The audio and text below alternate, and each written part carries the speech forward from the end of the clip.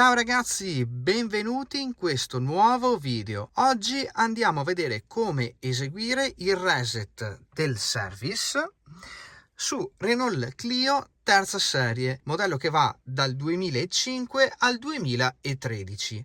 Prima di farlo io vi ricordo, se ancora non l'avete fatto, di andare ad iscrivervi al canale, attivare la campanellina così potete rimanere aggiornati su tutte le novità e i nuovi video in uscita nel canale. E se questo video vi può essere stato d'aiuto, mi raccomando, non dimenticatevi di lasciare anche un bel like. Iniziamo subito l'operazione e andiamo ad eseguire il reset.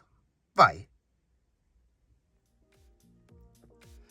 L'operazione è davvero molto semplice. Prima di tutto andiamo a girare il quadro.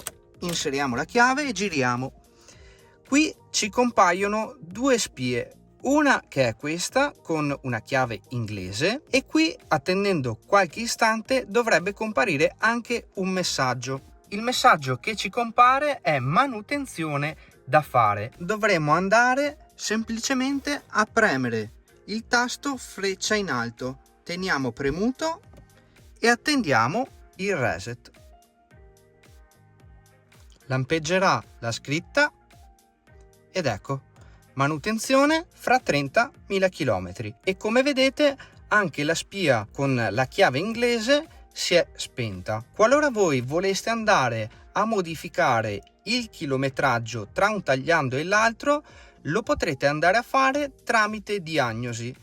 Per verificare effettivamente che il reset è avvenuto con successo, giro il quadro, attendo qualche istante e vado a rigirarlo.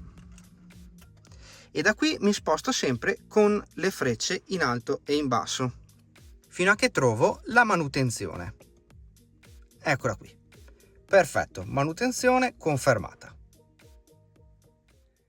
Come avete visto ragazzi, questo reset service è davvero molto facile da fare.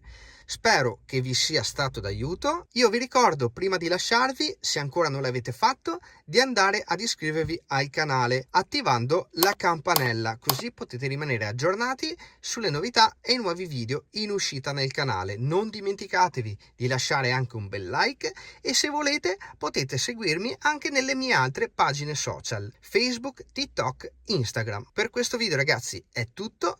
Noi, come sempre, ci vediamo a un altro nuovo video. Ciao!